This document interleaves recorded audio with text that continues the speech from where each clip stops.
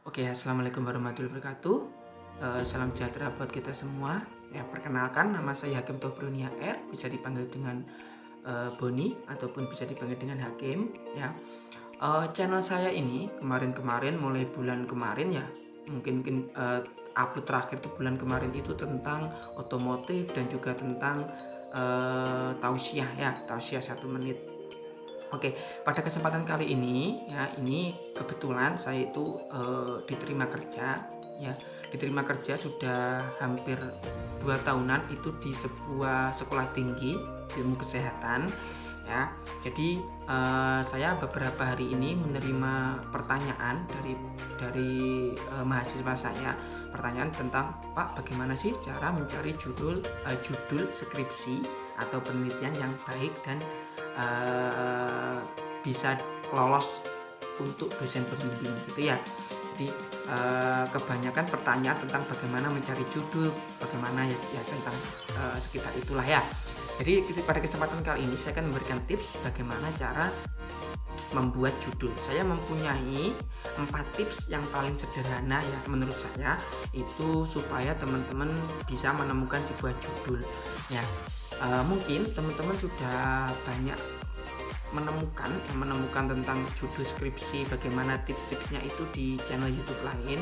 Jadi saya sifatnya itu hanya siapa tahu gitu ya, itu tips saya ini bisa dijadikan sebuah referensi gitu ya, bisa dijadikan sebuah alternatif untuk teman-teman dalam mencari sebuah judul skripsi ya.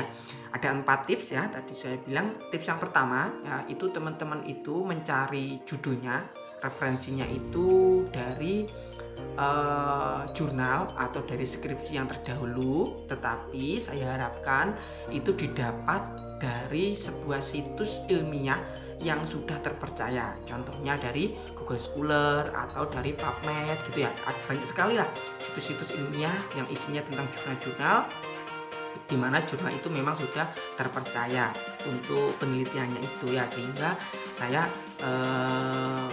memilih tips pertama itu ini ya. Jadi teman-teman harus mencari referensinya itu dari situs ilmiah yang terpercaya, dari jurnal-jurnal yang ada di dalamnya.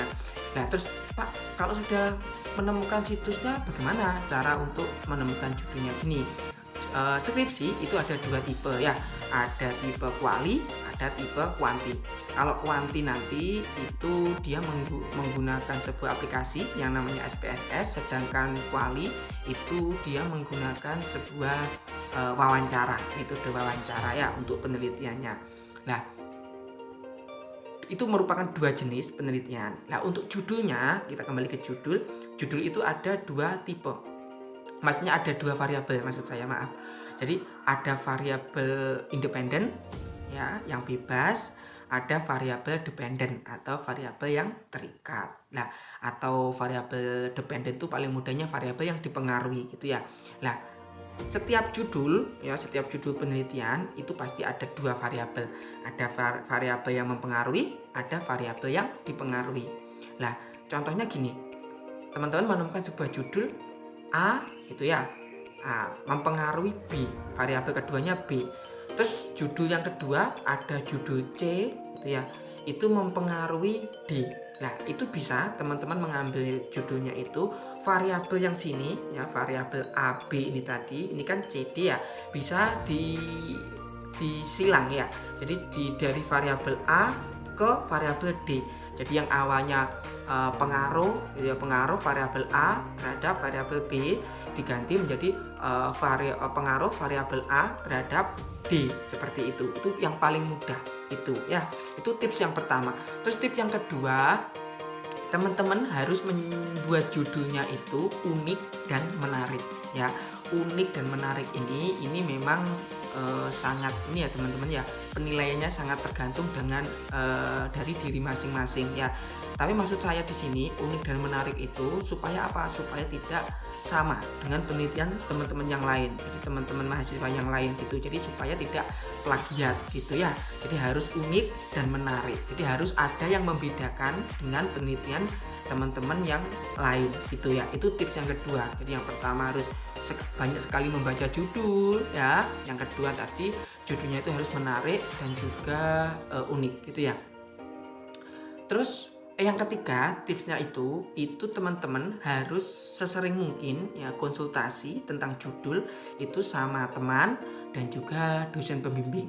Itu ya, itu tips yang ketiga. Jadi seseringlah mungkin nanti kalau seumpama sudah menemukan sebuah judul, sebisa mungkin teman-teman itu bisa ngobrol konsultasi dengan dosen pembimbing maupun dengan teman sebaya yang sama-sama sedang mencari judul skripsi. Itu ya. Terus yang keempat ya, itu teman-teman harus judul dari teman-teman itu harus memiliki sebuah nilai manfaat yang tinggi itu teman-teman ya. Nah biasanya ketika nanti ujian proposal itu teman-teman pasti akan ditanya oleh penguji itu tentang alasan ya, tentang alasan kenapa teman-teman itu mengambil sebuah judul penelitian ini itu ya. Nah nanti dari sini teman-teman bisa mengambil jawaban atau mengemukakan sebuah jawaban tentang manfaat ya, tentang manfaat penelitian jika dilakukan maksudnya jika penelitian teman-teman itu dilakukan manfaatnya apa. Semakin besar manfaat itu nanti semakin besar juga peluang teman-teman itu diloloskan untuk penelitian tentang proposal penelitiannya, seperti itu ya. Jadi dari saya itu tadi ya teman-teman, dari ada 4 tips bagaimana cara mencari atau membuat judul penelitian. Yang pertama adalah sering membaca jurnal tadi ya. Terus yang kedua tadi teman-teman tentang judul teman-teman harus unik dan menarik ya. Terus yang ketiga teman-teman harus sering mungkin ngobrol dengan teman, dengan dosen pembimbing supaya judulnya itu nanti lebih mantap ya, lebih baik itu dan juga lebih bisa diterima oleh penguji. Terus yang keempat itu teman-teman judul penelitiannya itu wajib atau memiliki sebuah nilai manfaat yang tinggi ya. Semakin besar nilai manfaat yang tinggi itu nanti ketika ujian proposal, ujian judul biasanya itu nanti akan diloloskan gitu ya. Semakin besar kemungkinan lolos itu ya.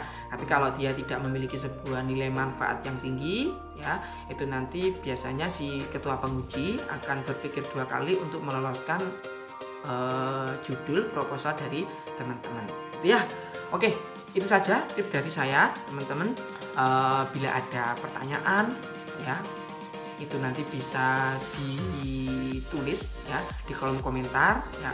Itu supaya kita bisa belajar bareng, kita bisa diskusi bareng ya, dan juga kita bisa menemukan sebuah manfaat ya dari channel saya ini. Oke, kurang lebihnya saya mohon maaf ya. Wassalamualaikum warahmatullahi wabarakatuh. Bye bye.